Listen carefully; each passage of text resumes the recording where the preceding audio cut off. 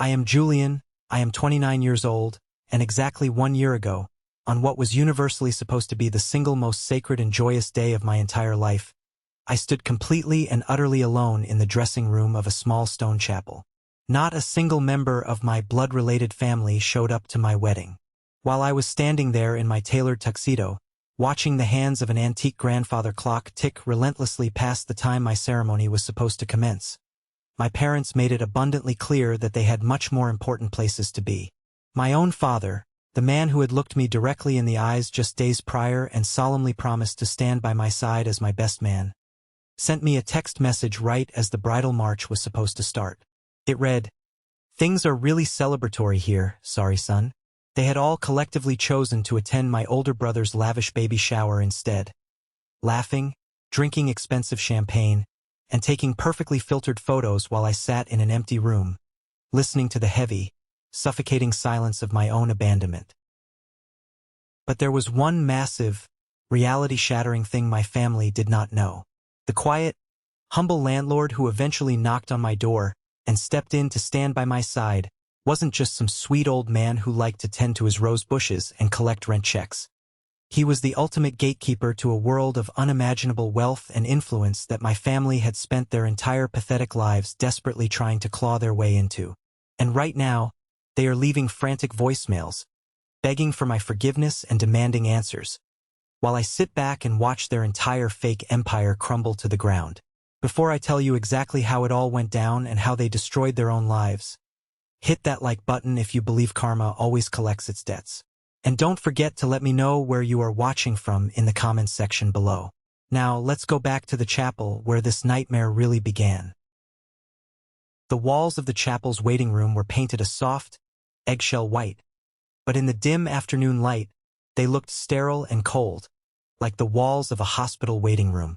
I remember staring at a small, jagged crack near the ceiling, tracing its uneven path with my eyes just to keep my mind from completely fracturing. It was exactly 3:45 p.m. The ceremony was scheduled, booked, and paid for to begin at exactly 4 p.m. The air in the room felt incredibly heavy. It was thick with the scent of old cedar wood, beeswax candles, and the nervous, cold sweat gathering at the base of my neck. I was holding my phone in my right hand, gripping the metal edges so tightly that my knuckles had turned completely white. The screen was black. I pressed the power button again, hoping the screen would illuminate with a barrage of apologies, of missed calls, of my father frantically explaining that they were stuck in traffic and would be there any second. Nothing.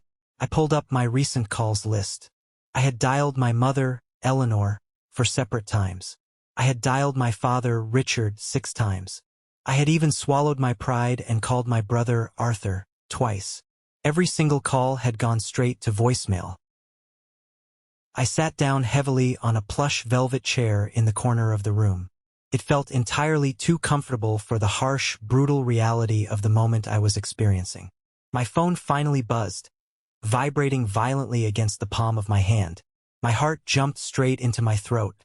I grabbed it, fully expecting to hear my father panting into the receiver, telling me he was sprinting from the parking lot. Instead, it was a text message from my mother.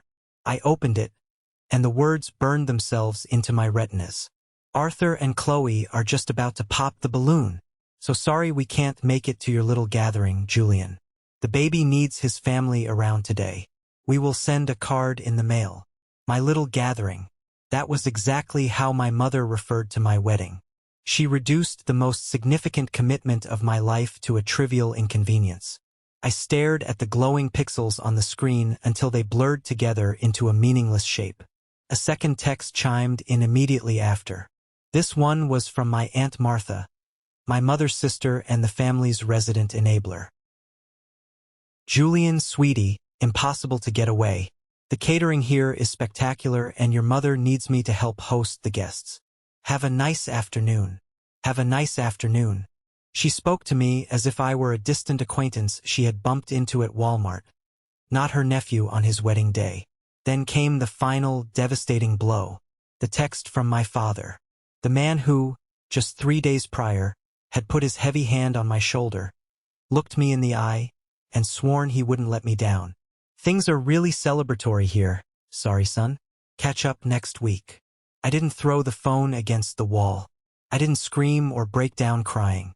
I just carefully, methodically placed it face up on the small wooden table beside me. The screen stayed lit for a few seconds, serving as a glowing monument to my family's absolute indifference, before finally fading to black.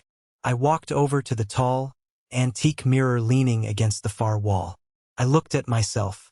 I looked at the dark navy suit I had spent months saving up for, the crisp white shirt, the silk tie my beautiful bride, Clara, had spent an hour picking out for me. I looked fine. I looked exactly like a groom. But inside, I felt like a ghost haunting my own life. I realized in that cold, quiet room that this was not an accident. This was not a scheduling conflict, a miscommunication, or an unfortunate misunderstanding. This was a deliberate public ratification of my complete irrelevance to them. They weren't just missing my wedding. They were making a very loud, very clear statement. They were drawing a massive line in the sand and standing firmly, arms linked on the other side. I placed my hands flat against the cool glass of the mirror, staring at my own reflection. Why was I so surprised? Why did the sting in my chest feel so fresh, so overwhelmingly painful, when this was the exact same pain I had been carrying around for 29 years? I closed my eyes, and the memories came rushing in. A massive tidal wave of every dismissed achievement, every ignored birthday, every silent Thanksgiving dinner table where my mere existence felt like an unforgivable intrusion on their perfect picture. I genuinely thought today would be different. I thought that maybe, just maybe, a wedding would be the one life event sacred enough to force them to put aside their twisted, toxic hierarchy. I thought blood would finally mean something. I was so incredibly wrong. To truly understand how a family can completely abandon their own son on his wedding day, you have to understand the sick business model of my childhood. I do not use the term business model lightly.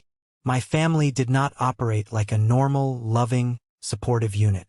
We functioned exactly like a ruthlessly competitive, badly managed hedge fund. My mother, Eleanor, was the frantic, image-obsessed CEO. She controlled the narrative, the finances, and the emotional temperature of the house. My father, Richard, was the compliant, cowardly board member who never read the briefing materials and simply voted yes on whatever insane scheme my mother proposed to keep the peace. And then there was my older brother, Arthur. Arthur was the sole high-risk asset. He was the undisputed golden child, the blue-chip stock my mother poured every single ounce of her emotional and financial capital into, entirely at my expense. Arthur did everything right according to the unwritten, psychotic bylaws of our family. He wore the right designer clothes, went to the right country club parties, and spoke with a loud, booming, aggressive confidence that managed to convince everyone around him that he was a financial genius. He married a woman named Chloe, whose family had money. Or at least they possessed the loud, aggressive illusion of money. Arthur called himself a serial entrepreneur, a venture capitalist, a real estate mogul. He drove a pristine silver Porsche. He wore massive, gaudy watches that cost more than my entire annual salary. But I knew the absolute truth. Or at least, I suspected it because when you are the invisible child in a household, you learn to observe everything. I knew his silver Porsche was heavily leased. I knew the aggressive conversations he had on his phone during family dinners about a pending lawsuit, a massive corporate promotion, or a multimillion-dollar real estate acquisition were largely staged theater meant solely for my mother's benefit. He lived in a massive, ostentatious house in a gated community where the neighborhood HOA meetings were treated like high-stakes international summit negotiations. But I knew the massive mortgage on that house was slowly burying him alive. It didn't matter, though. To my mother, Arthur was success incarnate. He was the trophy she paraded around to her friends. I, on the other hand, was the off-book venture they never understood and actively despised. I chose a completely different path. I am an architect, but not the kind that designs massive glass corporate skyscrapers for soulless firms. I specialize in historical restoration and custom, handcrafted architectural modeling. My hands are constantly stained with dark wood stain, graphite, and plaster dust. I spend my days in a sawdust-covered workshop at the back of a rented residential property, bringing forgotten, beautiful structures back to life. To me, the smell of cedar wood and old paper is the ultimate fragrance of creation.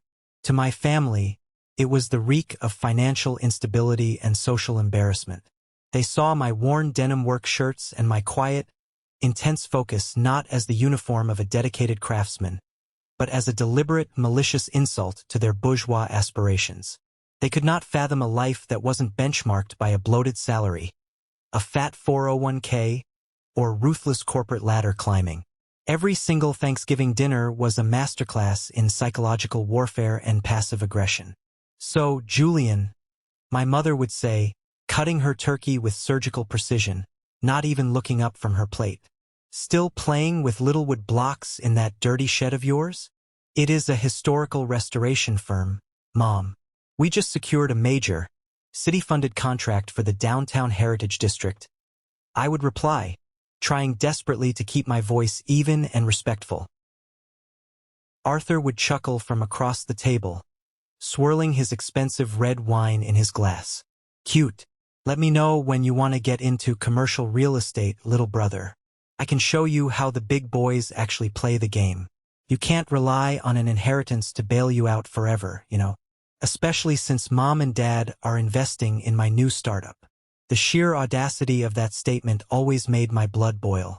I didn't even have a college fund because my parents had completely drained it to bail Arthur out of a spectacularly failed crypto venture when he was 22 years old.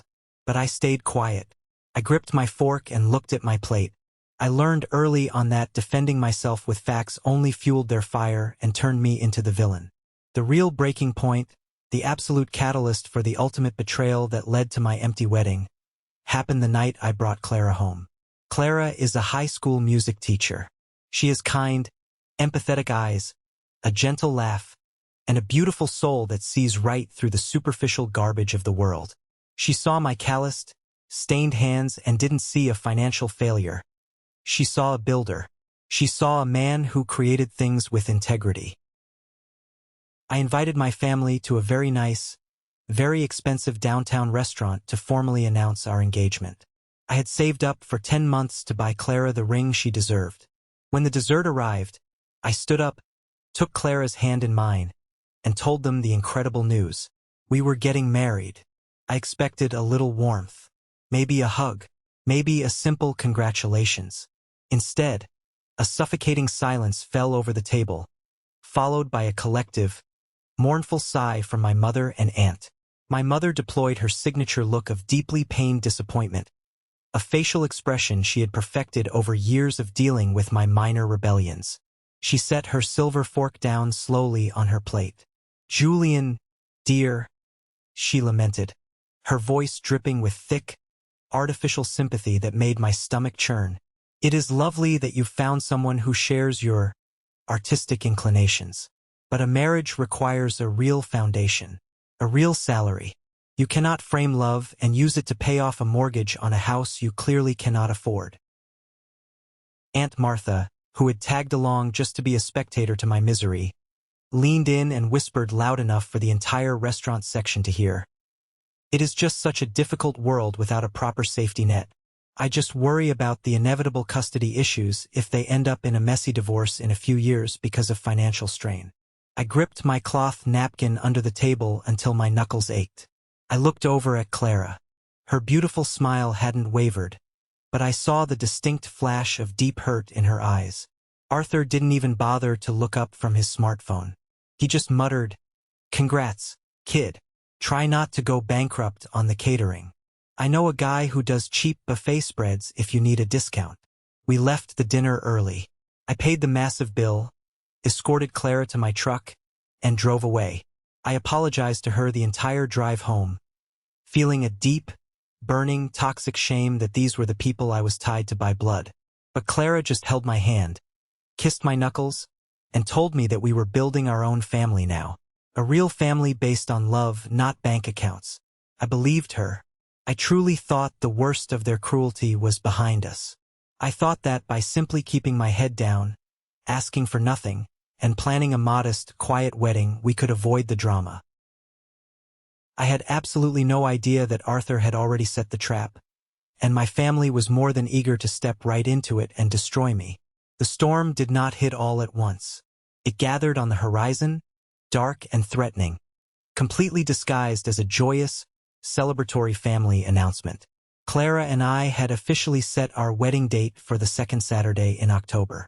It was a beautiful time of year in our state, the leaves turning brilliant shades of orange and red, and we had booked a charming, ivy-covered chapel just outside the city limits. Save the dates had been meticulously addressed and mailed out 6 months in advance. Every single person in the family knew the plan. The date was locked in stone. For months before the wedding, my parents hosted a massive summer barbecue at their sprawling suburban home. Clara and I were sitting quietly on the back patio, sipping lemonade and trying to stay out of the way, when Arthur loudly clinked his glass with a metal spoon to get everyone's attention. He stood up, puffed out his chest, and wrapped a possessive arm around Chloe, who was 4 months pregnant with their first child. "Everyone listen up. May I have your attention?" Arthur boomed, grinning like he had just personally conquered a small, wealthy nation. "Chloe and I are absolutely thrilled to formally announce that we are hosting the ultimate blowout baby shower and gender reveal party. We are talking fully catered food stations, a live band, a champagne fountain, the works. I want everyone to mark your calendars right now for the second Saturday in October." The patio went completely, terrifyingly silent. The sound of the grill sizzling in the background suddenly seemed deafening. Clara stiffened next to me, her hand gripping my knee. I felt the blood rush entirely from my face, leaving me cold and lightheaded. I looked directly at Arthur. He was staring right back at me, a smug, highly challenging, predatory glint in his eye. This was not an oversight. This was not a mistake. This was a calculated, tactical masterstroke of social warfare. It was a vicious loyalty test, presented to the entire family as a joyous coincidence. He wanted to see who they would choose. "Arthur," I said, my voice dangerously low, cutting through the silence. "That is our wedding day. You know that. We sent the cards out 2 months ago. You have our save the date on your refrigerator." Arthur waved his hand dismissively in the air, a gesture of supreme arrogance. "Oh, come on, Jules. Don't be so dramatic. We are doing our party starting at noon. Your little thing isn't until 4 in the afternoon. People can easily do both. Besides, the luxury venue Chloe wanted for the shower only had that specific Saturday available. You cannot seriously ask my pregnant wife to compromise her dream gender reveal just because you're sensitive." My mother immediately jumped into the fray, her toxic maternal instincts activating exclusively to protect her golden child. "Julian, please do not start a scene today. Your brother is bringing a child into this world. The very first grandchild of this family. It is a monumental occasion. You and Clara are just doing a small, simple, low-budget ceremony anyway. You can adjust your timeline." "Adjust?" I stood up, my chair scraping harshly against the stone patio, the sound echoing loudly. "We have vendors booked. We have a non-refundable venue. We are getting married. I am not moving my wedding day because Arthur wants to shoot blue or pink smoke out of a rented cannon.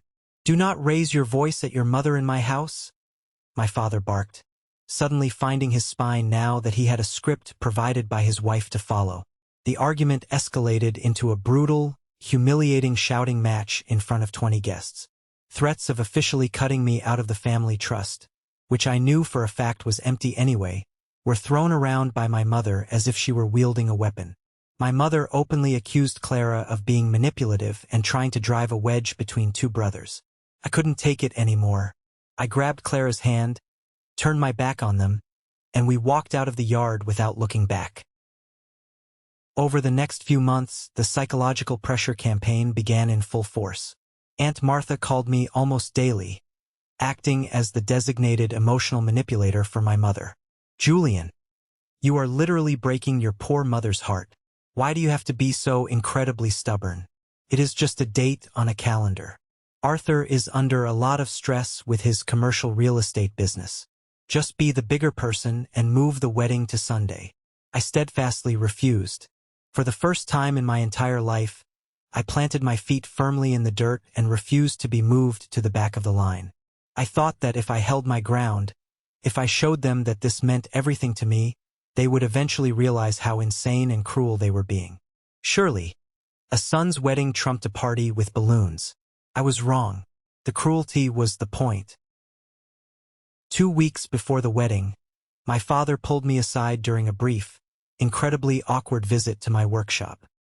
He looked deeply uncomfortable, shifting his weight from foot to foot, his expensive loafers kicking at the sawdust on the floor. "Listen, son," he muttered, completely avoiding eye contact with me. "Your mother is, well, you know how she gets. She has dug her heels in. She's staying at Arthur's party all day to help host the VIP guests. But I want you to know I will be there. I promise to be your best man, and I won't let you down.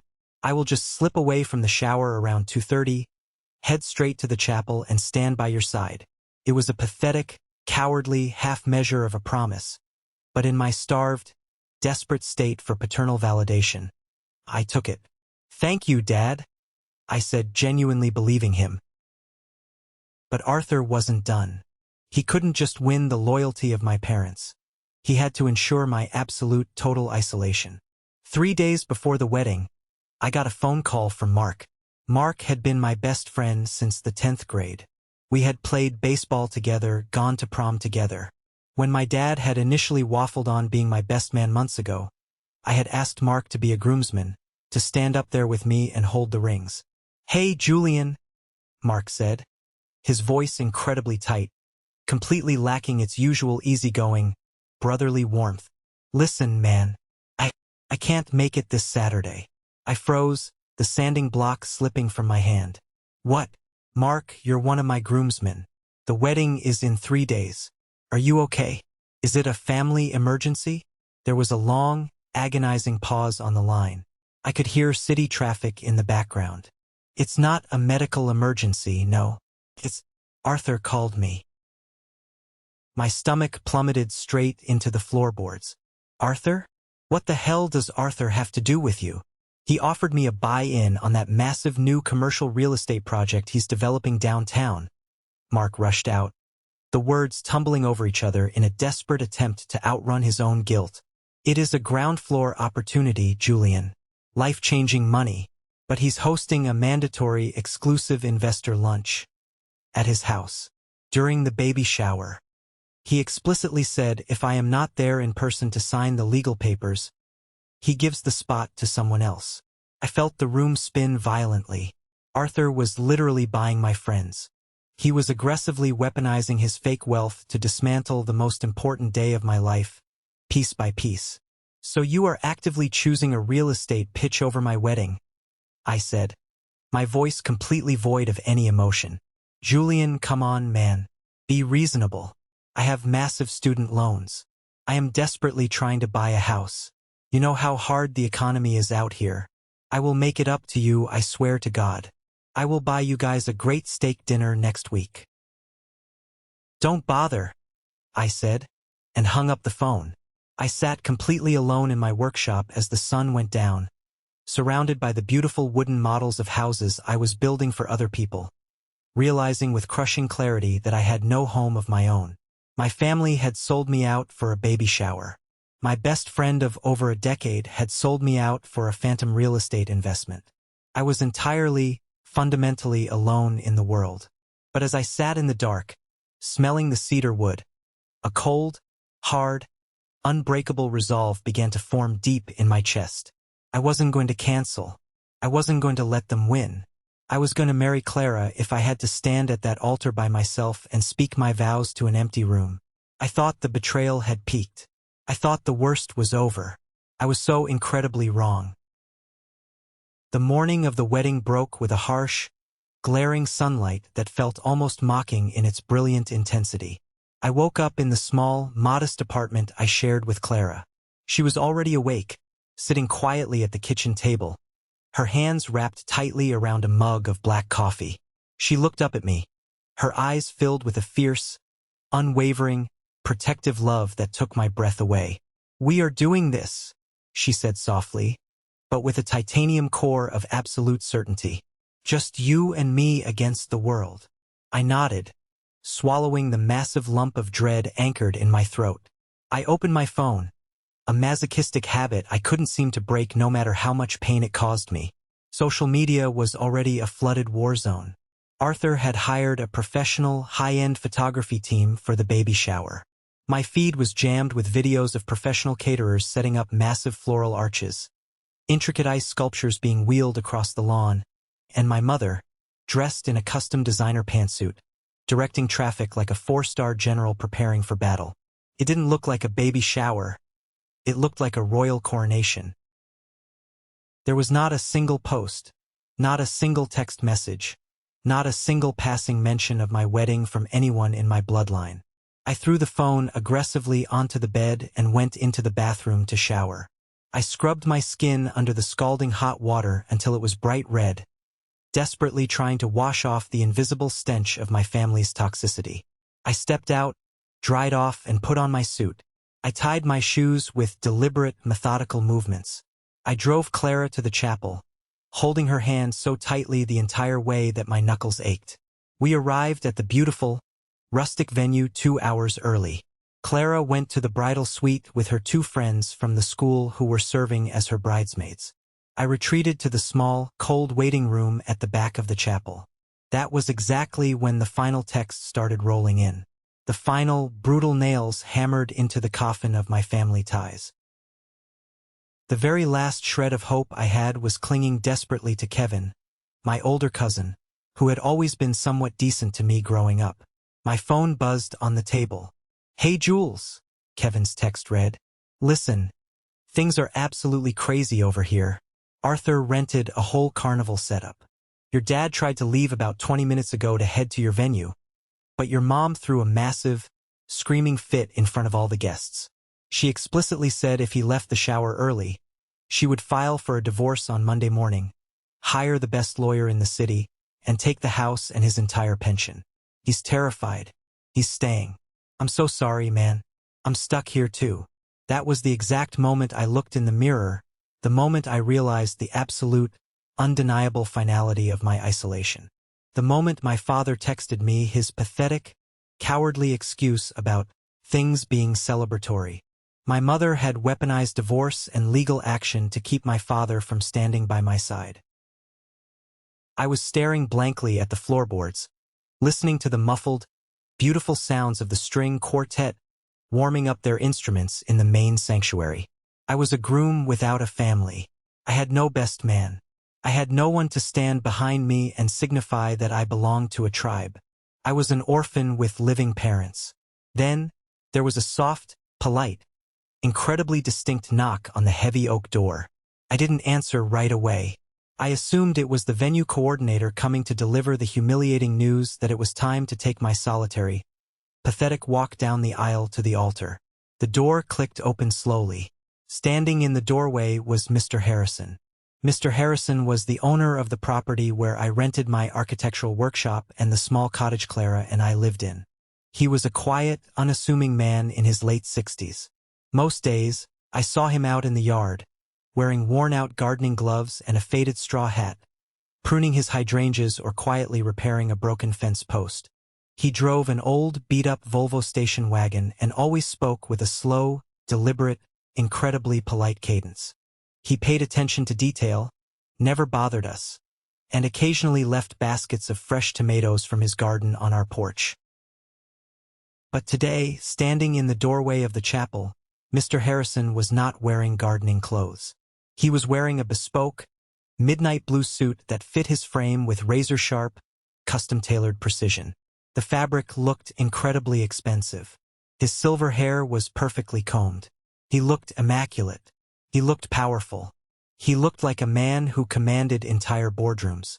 He stepped into the room, holding a small, elegantly wrapped box tied with a silk ribbon. He paused, his sharp, incredibly perceptive eyes taking in the entire room in a fraction of a second. He looked at the empty chairs. He looked at my phone, still displaying the litany of rejected calls and pathetic text messages. He was a man deeply accustomed to observing the world without commenting on it, and his intelligent eyes missed absolutely nothing. He looked directly at my solitary figure, standing rigid and defeated in the center of the room. "Julian," he said, his voice deep, resonant, and imbued with a gentle, undeniable authority that commanded immediate respect. "I brought a small token of my appreciation for you and Clara on your special day. But it appears I have interrupted a rather quiet room." I couldn't speak. My throat was completely locked. The profound humiliation of being caught in my absolute abandonment by my landlord was choking the air out of my lungs. I just nodded, unable to form words. Mr. Harrison walked gracefully over to the table and set the gift down next to my phone. He turned to me, his gaze incredibly steady and unflinching. "A man should never, under any circumstances, stand alone on the day he pledges his life to the woman he loves," he said quietly, his words carrying the weight of absolute truth. "It is a day for witnesses. It is a day for strength." He reached out and expertly adjusted my crooked tie, flattening the silk against my chest. His hands were firm and steady. "I know I am merely the man who collects your rent on the first of the month," Mr. Harrison continued, his tone shifting into something profoundly formal and deeply respectful. "But I have watched you work in that shop, Julian. I have seen the intense integrity in your craft. I have seen the way you treat Clara with absolute reverence. You are a man of immense character and value." He took a step back and met my eyes, holding my gaze. "It would be my profound absolute honor, if you would permit me, to stand beside you today, to be your best man." The air in the room seemed to violently shift. The crushing, suffocating weight of my family's betrayal didn't vanish, but it was suddenly and powerfully counterbalanced by the sheer, unadulterated decency of a man who owed me absolutely nothing. The father who shared my DNA, the man who was supposed to protect me, had abandoned me because he was threatened with a divorce lawyer over a party trick. The man who owned my workshop was stepping up in a bespoke suit to ensure I didn't face my future alone. I felt a hot, burning tear track down my face, the very first one I had allowed myself to shed all day. I quickly wiped it away with the back of my hand. "I would be honored, Mr. Harrison," I managed to say, my voice cracking under the weight of the emotion. He smiled, a small, knowing, incredibly warm smile. "Call me William." William clapped a firm, reassuring hand on my shoulder. The string quartet outside began to play the opening notes of the processional march.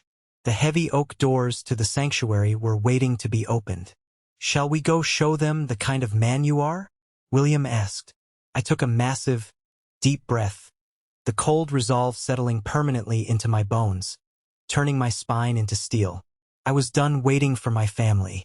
I was done hoping for a seat at their miserable, toxic table. "Yes," I said. I pushed the heavy doors open, stepping out of the shadows of the waiting room and into the blinding, beautiful light of the chapel, completely unaware that the quiet, gardening old man walking proudly beside me was about to hand me the keys to a kingdom that would shatter my family's pathetic delusions of grandeur forever.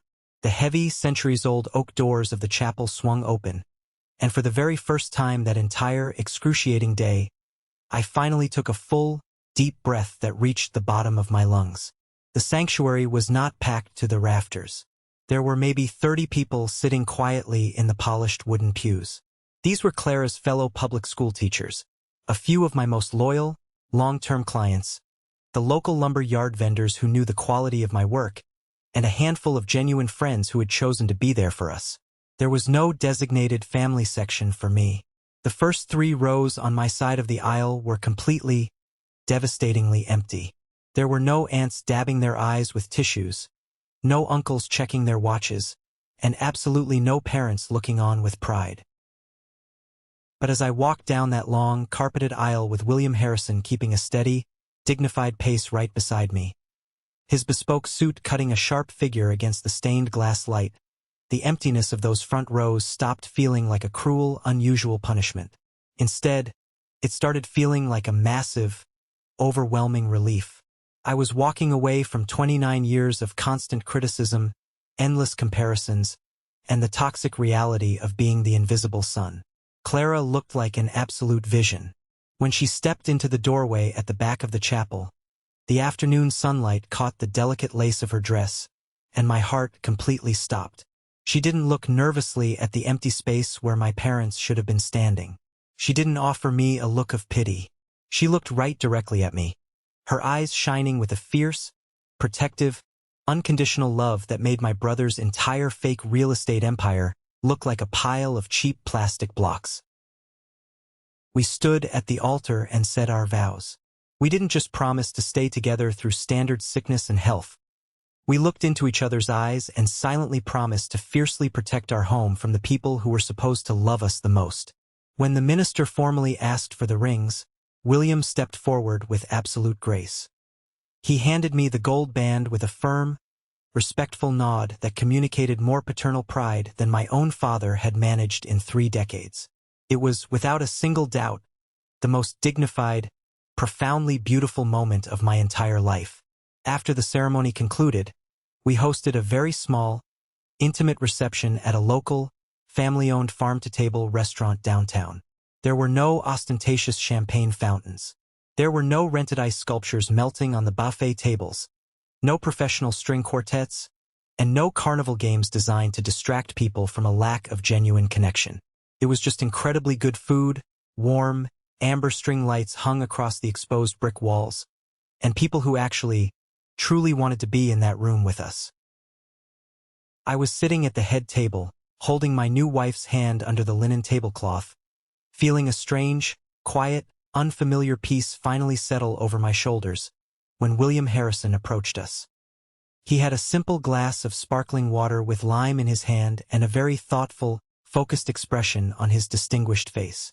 "Julian, Clara," William said, his voice a low, comforting rumble as he pulled up a heavy wooden chair across from us. "I happened to overhear one of your lovely bridesmaids mentioning in passing that a honeymoon was not in the immediate plans for the two of you. Is that information correct?"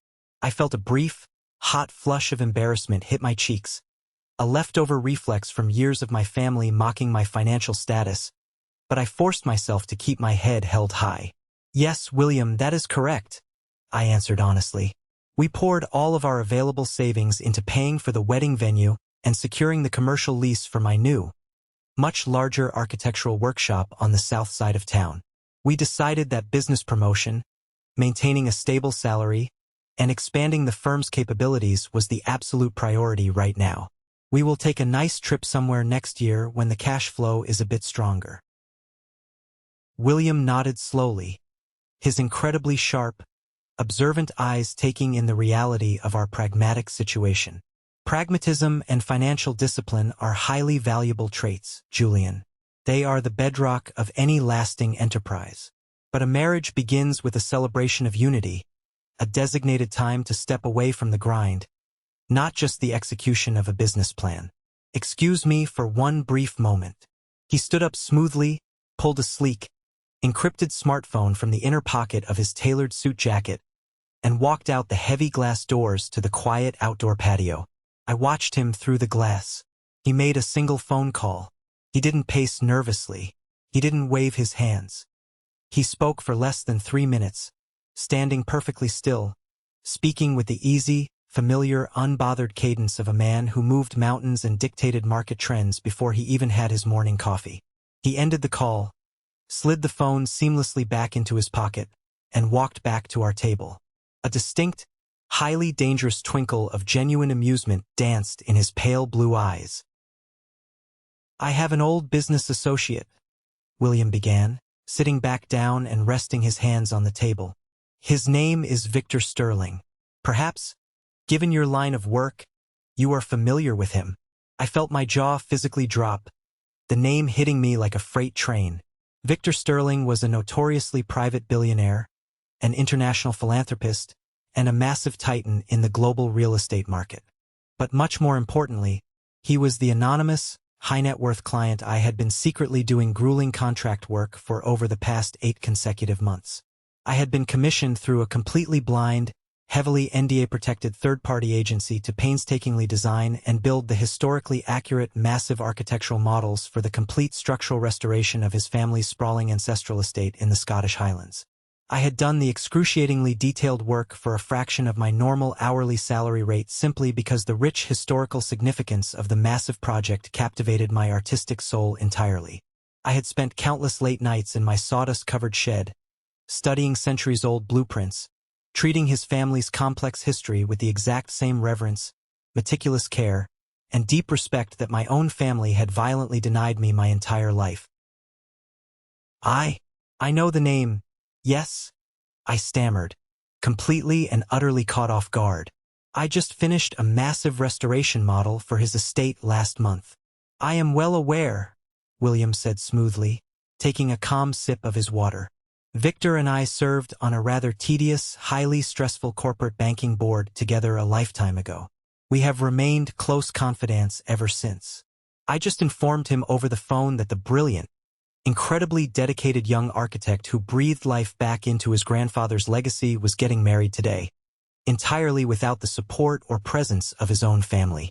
Victor was profoundly moved by your situation. He absolutely despises disloyalty, and he deeply, fundamentally respects hard work and blue-collar integrity. William leaned in closer over the table, his voice dropping to a quiet, intensely authoritative register that commanded absolute attention. Victor currently has a private, fully staffed, custom-built sailing megayacht docked at the elite coastal marina, roughly 3 hours from here.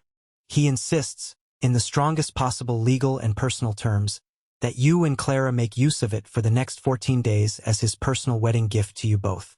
The veteran captain and the entire hospitality crew are on standby, waiting for your arrival tomorrow morning. Your honeymoon is completely, comprehensively handled. Clara gasped out loud, her hands flying up to cover her mouth, tears instantly springing to her eyes. I sat there in my rented tuxedo, completely paralyzed by the sheer, incomprehensible magnitude of the offer. My family had appraised my worth as a human being based entirely on the plaster dust on my jeans and my lack of a corporate title. They saw a quiet man in a sawdust-covered studio and assumed his world was small, pathetic, and irrelevant. They completely and utterly failed to realize that the exact same quiet man was held in incredibly high esteem by people whose worlds were so vast, so powerful. They made Arthur's gated suburban neighborhood look like a cheap plastic terrarium sitting on a Walmart shelf. William, we cannot possibly accept something of that financial magnitude, I said, my voice barely a raspy whisper, my brain struggling to process the math. That is far too much. That's life-changing money just for a vacation.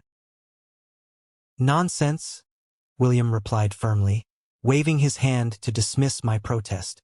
In the actual world of real, generational wealth, Julian, genuine talent and absolute, unshakable integrity are the only true currencies that matter.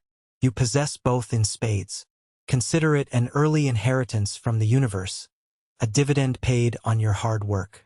Do not insult Victor Sterling's immense generosity by refusing. Go home tonight and pack your bags.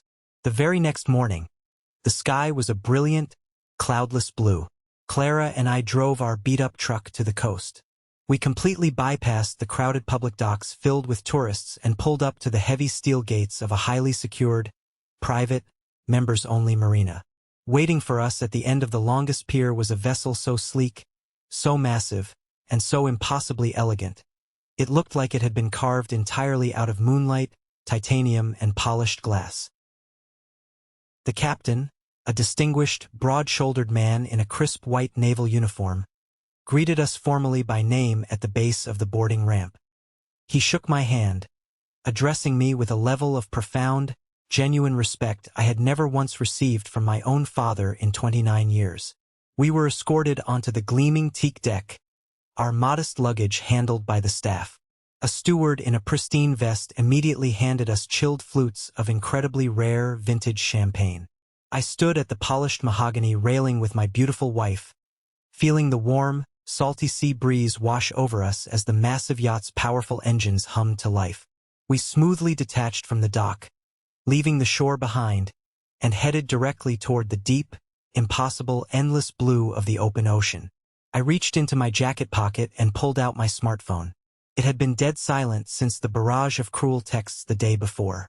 My family was likely still severely hungover from Arthur's grotesque baby shower, sitting around my parents' kitchen island, patting themselves on the back for finally putting me in my place, completely convinced I was currently sitting in my dingy apartment, crying over their absence. I opened the camera application.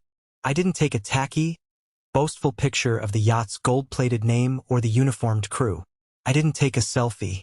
I just took a simple, beautifully framed, highly evocative photograph of Clara's hand resting gently in mine, our new gold wedding bands catching the brilliant morning sunlight.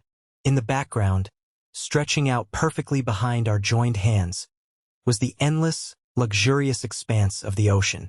You could see just the very edge of the polished mahogany railing and the crystal stems of the champagne flutes resting on a teak table. It reeked of quiet, untouchable, astronomical money. I opened my Instagram feed. I selected the photo. I didn't write a long, bitter, emotionally unhinged paragraph about family betrayal or abandonment. I didn't tag a single one of them. The caption was a simple, declarative statement of absolute, undeniable freedom. The adventure begins. I hit the blue post button. I didn't do it as an act of petty, childish revenge. I did it as a formal, highly public declaration of independence. My old life, where I was forced at gunpoint to play the pathetic supporting role to my brother's psychotic delusions of grandeur, was officially over. My new life, where I was the lead architect of my own destiny, had just beautifully begun. I set the phone face down on the cushioned, sun-drenched lounge chair and turned my full attention back to my wife. Exactly 15 minutes later, the black screen lit up with a blinding flash. Then the phone vibrated violently against the wood. Then it started ringing. And it did not stop ringing for the next 3 entire days. For the first 72 hours of our breathtaking honeymoon, my smartphone was transformed from a communication device into a frantic, glowing, buzzing artifact of my family's spectacular, self-inflicted folly. Every single time I walked past the shaded lounge chair where I had deliberately left it sitting face up, the screen was illuminated with a brand new, increasingly desperate attempt to breach my boundaries. The notifications piled up on the lock screen like mounting casualties in a desperate social war they didn't even realize they had already decisively lost.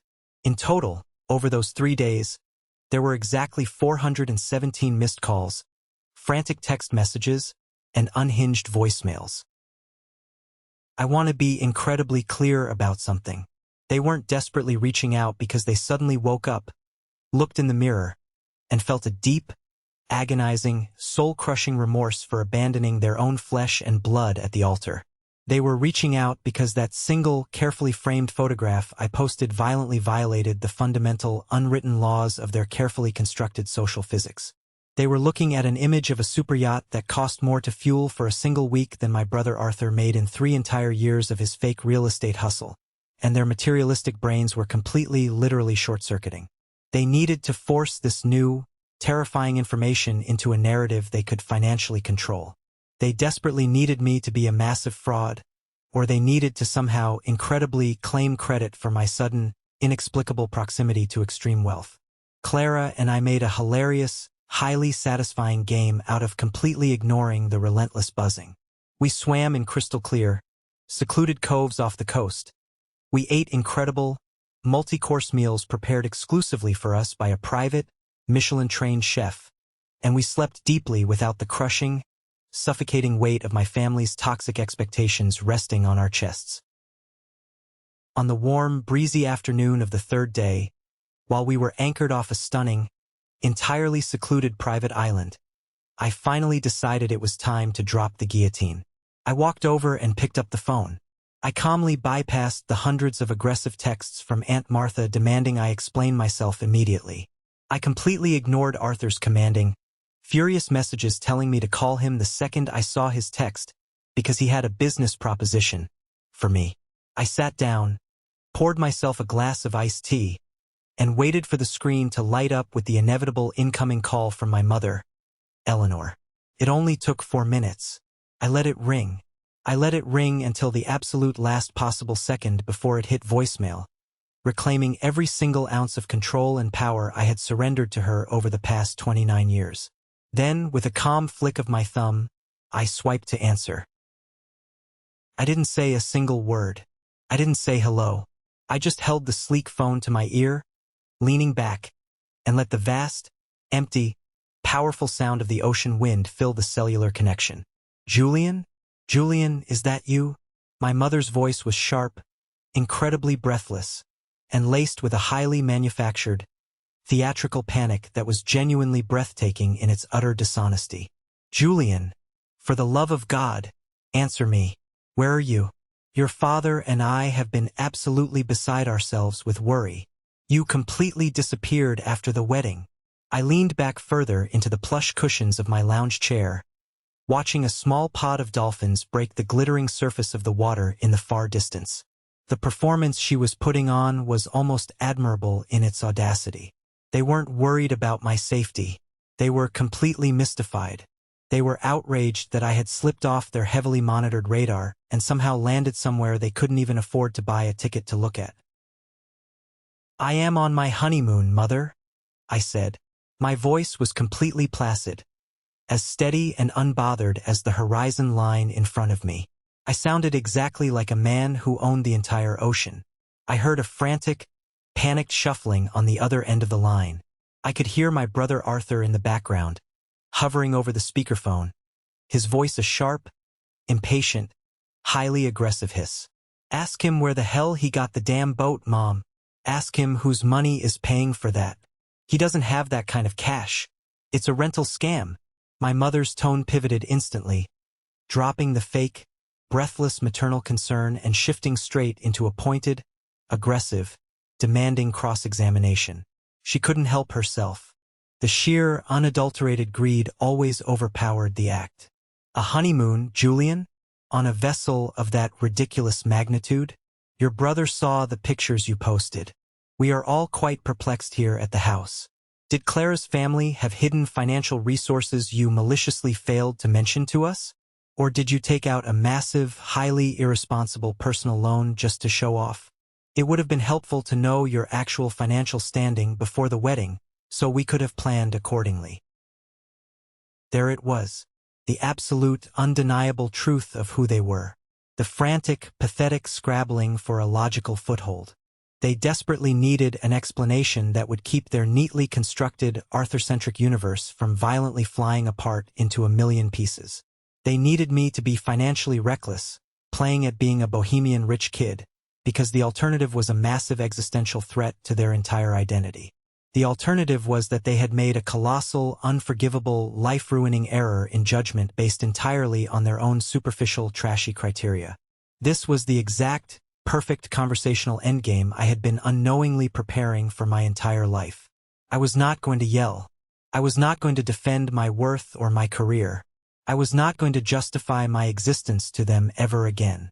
I was simply going to drop the massive, crushing anvil of reality directly onto the roof of their fragile, fake glass house.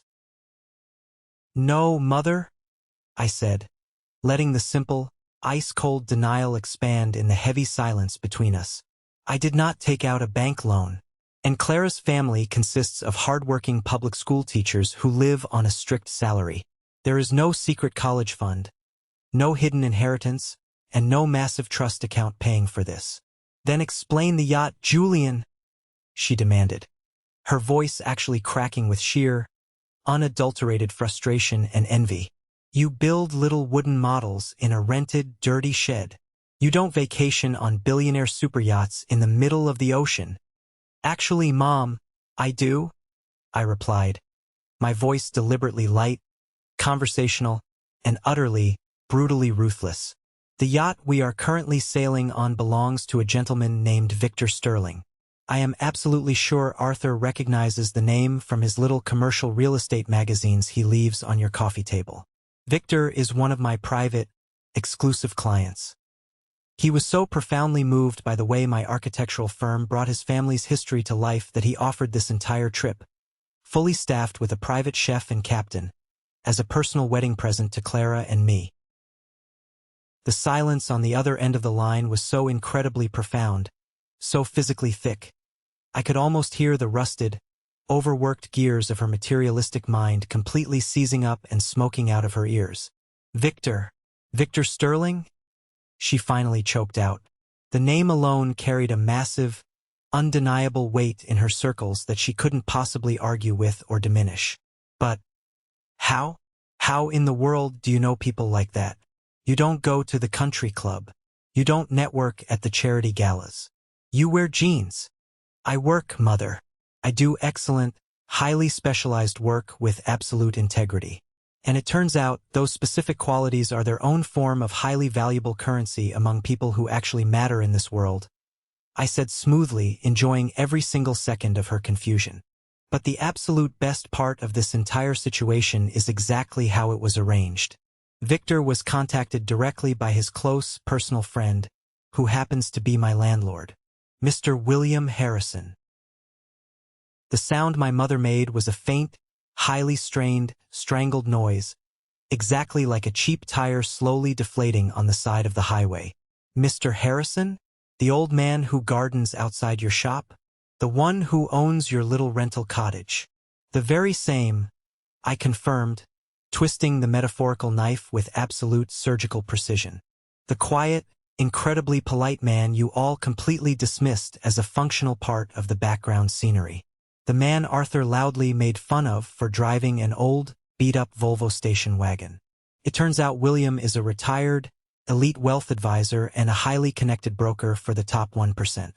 But much more importantly than his bank account, he is the man who graciously stepped in, put on a bespoke suit, and walked me down the aisle to serve as my best man when my own father was completely paralyzed by your threat of hiring a lawyer and filing for divorce. I paused, letting the absolute, crushing devastation of that undeniable fact settle heavily over her. I wanted her to feel the exact weight of what she had thrown away. It is remarkable, isn't it, mother? I continued, my voice hardening into solid, unbreakable steel.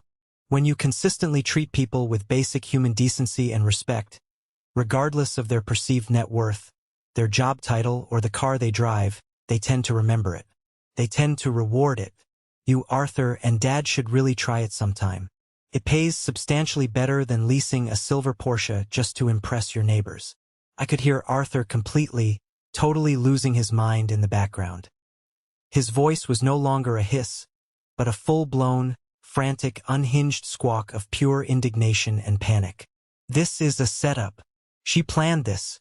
He did this deliberately to make us look bad. This is a lawsuit waiting to happen. Mom. He's lying to you. Hang up the phone. I smiled. A real, genuine, deeply satisfying smile that reached all the way to my eyes. I have to go now, Mother, I said, my voice completely devoid of any lingering familial affection or obligation. The private chef just finished preparing our fresh lobster lunch on the aft deck, and I really don't want it to get cold while I sit here and listen to Arthur have a temper tantrum because he's broke. Please do not call this number again. I will not be answering. Julian, wait. Don't you dare hang up this. I pulled the phone away from my ear, hit the bright red button, and permanently disconnected the call. I didn't hesitate for a single second. I immediately went into my phone settings and blocked her phone number. Then I blocked Arthur's number. Then I blocked my father. Then I blocked Aunt Martha. I cut the final toxic threads of my family tree with a clean, immensely satisfying snip. I tossed the phone onto the teak table, walked over to my beautiful wife, and finally, truly started living my life. I honestly wish I could sit here and tell you that my family immediately saw the massive error of their ways, sought out intense psychological therapy, and we all beautifully reconciled over a tearful Thanksgiving dinner a year later. But this is the real world, and massive narcissists do not magically change their stripes. They simply run out of viable victims to exploit. I instituted a strict, impenetrable, absolutely non-negotiable no-contact policy the exact moment we returned from our honeymoon. I didn't send a letter announcing it. I simply enforced it with brutal efficiency. Any holiday mail or guilt-tripping cards they sent were immediately marked "Return to Sender." If they showed up unannounced at my old workshop, they found it completely empty with a "For Rent" sign in the window. thanks to the massive, undeniable boost in reputation from successfully completing the Victor Sterling estate project, and William Harrison quietly but firmly vouching for my absolute character and work ethic in elite, high society circles, my architectural firm completely exploded. We couldn't keep up with the incoming contracts.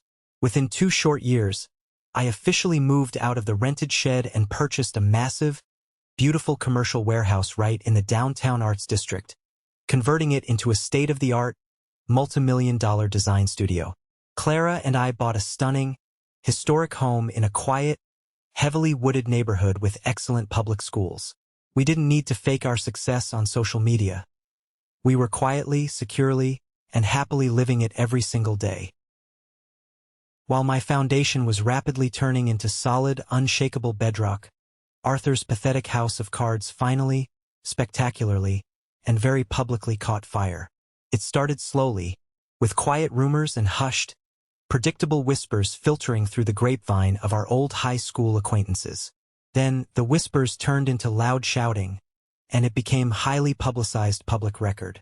Arthur's grand, supposedly incredibly successful commercial real estate startup was exposed as absolutely nothing but a highly leveraged, utterly illegal Ponzi scheme built entirely on toxic debt and entirely fraudulent financial projections.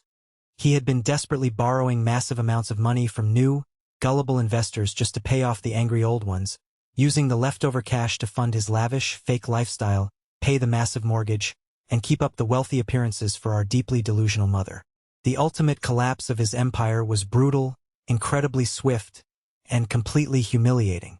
The leased silver Porsche, the absolute crown jewel of his fake persona, was aggressively repossessed by the bank right out of his pristine driveway in the middle of a sunny Tuesday afternoon. It happened right in front of the neighborhood HOA president and half the street. The fallout was catastrophic. A massive, multi-million-dollar lawsuit was immediately filed by a group of furious, ruined investors.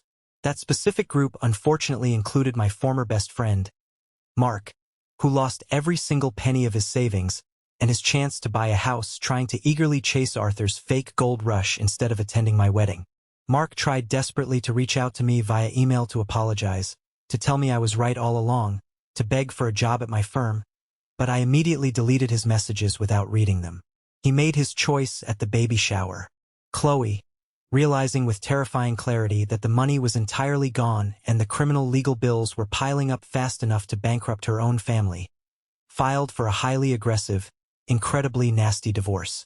She took their young child, packed her designer bags, moved straight back in with her wealthy parents, and hired the most ruthless, expensive family lawyer in the state to secure full, uncontested custody. She cited Arthur's fraudulent business practices, his mounting legal troubles, and his increasingly erratic, desperate behavior as a clear and present danger to the child's environment. But the absolute worst casualty of the blast radius was my parents. My mother and father, who had proudly and arrogantly dumped their entire life savings, their 401k, and the money that should have been my college fund into Arthur's sinking ship just to prove their ultimate loyalty to the golden child, lost absolutely everything. Their bank accounts were drained. Their credit was destroyed. They were utterly, completely ruined. The golden child they had worshipped had bankrupted the entire family, both morally and financially, in less than 30 months. Exactly 2 years and 3 months after my wedding day, the completely inevitable happened.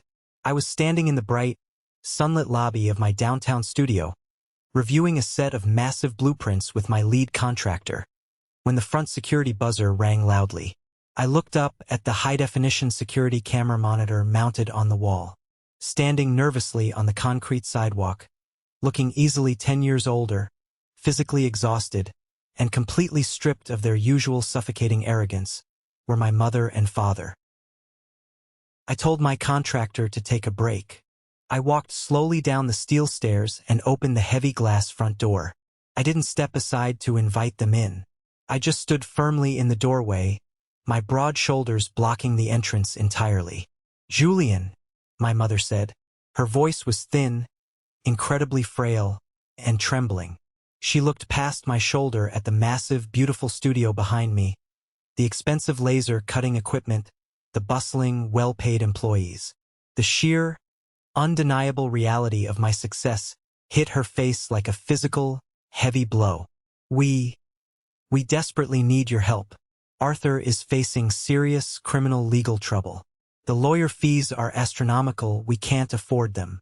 We are going to lose the family house to the bank by the end of the month.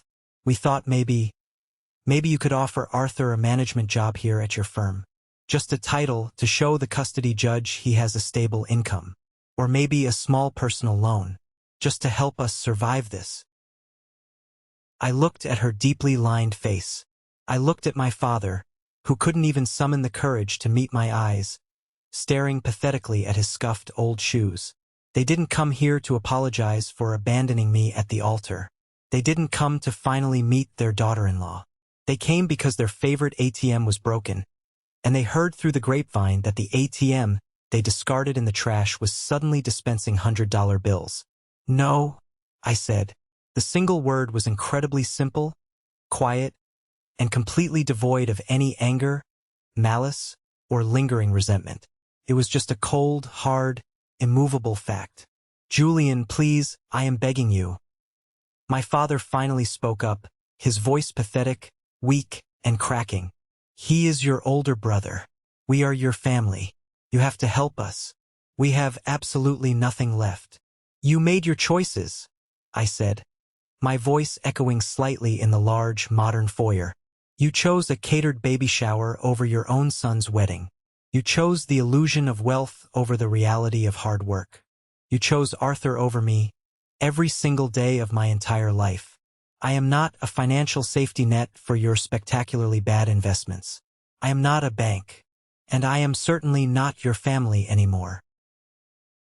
My mother started to cry, real, ugly tears this time, tears born of pure, unadulterated desperation and panic.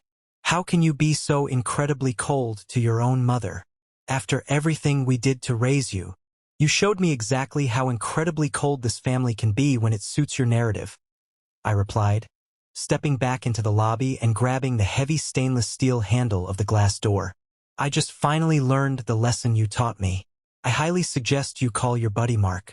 He might have some great commercial real estate advice for you to get out of this hole. Do not ever come to my business or my home again. If you do, my lawyer will enthusiastically handle the trespassing charges. I pulled the heavy glass door shut until the electronic lock clicked loudly, sealing them outside. I turned my back on them and walked steadily up the stairs, returning to my work, leaving them standing entirely alone on the cold sidewalk to face the devastating consequences of their own toxic creation. Later that evening, after a long, highly productive day at the studio, I drove my truck home to the beautiful historic house Clara and I had meticulously restored together. I walked through the heavy wooden front door, and the warm, comforting smell of dinner cooking in the kitchen immediately grounded me, washing away the lingering ghost of my parents' desperate faces. I took off my boots and walked softly upstairs to the second bedroom at the end of the hall. The room was freshly painted a soft, calming sage green. In the exact center of the room, resting on a plush rug, was a wooden crib.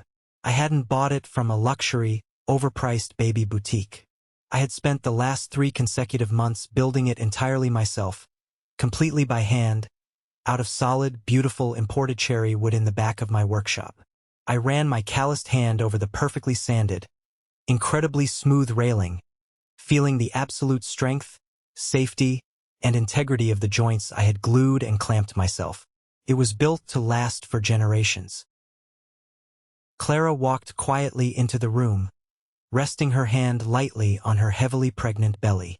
She smiled at me from the doorway, a warm, completely genuine smile that contained substantially more actual wealth than my brother had ever seen or touched in his entire, fraudulent life. "Did you finally finish those massive blueprints for the downtown project today?" she asked softly, walking over and leaning her head against my shoulder. "I did," I replied, wrapping my arms securely around her waist and pulling her close.